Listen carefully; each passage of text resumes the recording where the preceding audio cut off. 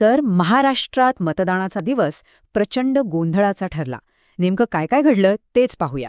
मतदानाच्या दिवशी गोंधळ आणि गैरप्रकारांचे अनेक आरोप झाले, ज्यामुळे राजकीय वातावरण चांगलंच तापलं.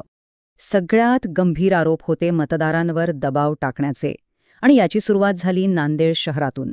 काही महिलांचा आरोप आहे की त्यांना 1000 रुपयांचं आमिष दाखवून एका मंदिरात थांबवून ठेवलं गेलं.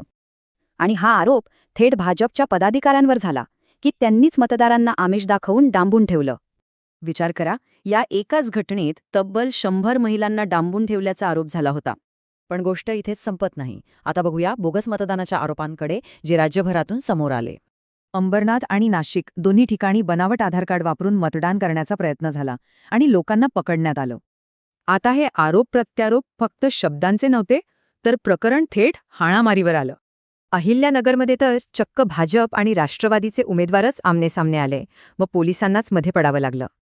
अंबरनाथमध्ये तर प्रकरण आणखीच चिघळलं. पैसे वाटपाच्या आरोपामुळे कार्यकर्ते भिडले आणि पोलिसांना लाठीचार्ज करावा लागला.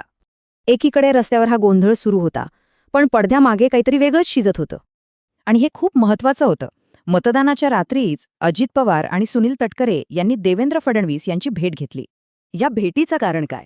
सूत्रांच्या मते ही होती भविष्याची रणनीती, म्हणजे निकाल काहीही लागो, पुढची समीकरणं तयार होती.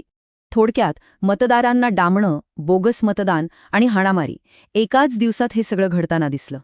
पण जेव्हा सगळ्याच बाजूने असे आरोप होतात, तेव्हा मतदारांच्या विश्वासाचं काय होतं? हा मोठा प्रश्न आहे.